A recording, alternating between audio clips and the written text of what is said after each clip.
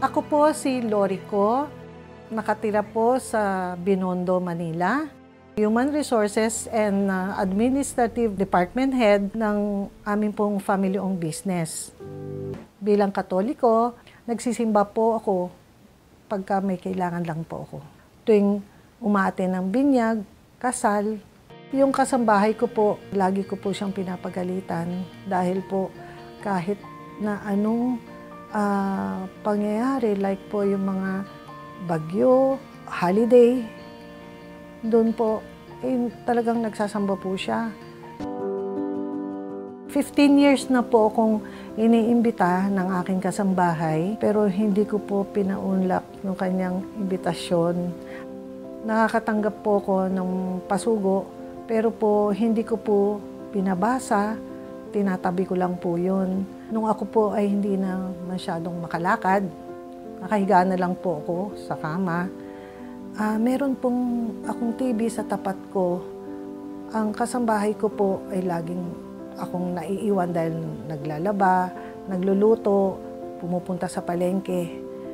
Gustong-gusto ko pong manood, pero iniwan po niyang nakabukas yung TV at napanood ko po yung Iglesia ni Cristo, naliwanagan po ang aking isip at baka po ito yung sagot na aking pinapanalangin. Nung turning point po, nung talagang mag-iglesia na po ako, ay nung unti-unti po akong gumagaling sa aking karamdaman.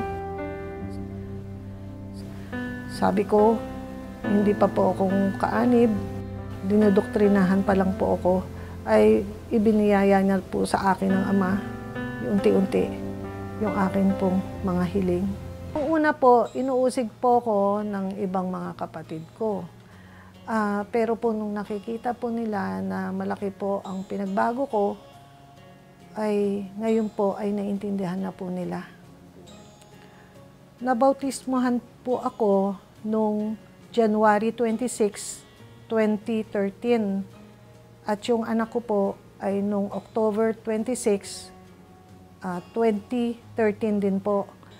Nung hindi pa po ako Iglesia ni Cristo, ay bira po ako magsimba. Tuwing nga po may kailangan. Pero po mula po naging kaanib po ko ng Iglesia ni Cristo, ay lagi po kami ng anak ko nagsasamba at wala pong pag-absent. Dahil po dito po namin nararamdaman ang tunay na pagsamba at pagpupuri sa ating Panginoon Diyos. Dumating po yung pandemic, nung lockdown last year hanggang ngayon po, yung business po namin family-owned at saka itong business na online selling, hanggang ngayon po ay maayos pa rin po at masagana na binibiyayaan po ng ating Panginoon Diyos. Ngayon po ay masayang-masaya po kaming mag-ina dahil po marami na po kaming mga inimbitan noon na ngayon po ay kaanib sa Iglesia ni Cristo ng mga Pilipino-Chinese, kamag-anak po namin at mga kaibigan. Sa mga kababayan po namin na Filipino-Chinese, inaanyayahan po namin kayo na dumalo po sa amin pong mga pamamahayag at magsuri na rin po kayo para po makilala niyo po kung ano po ang Iglesia ni Cristo.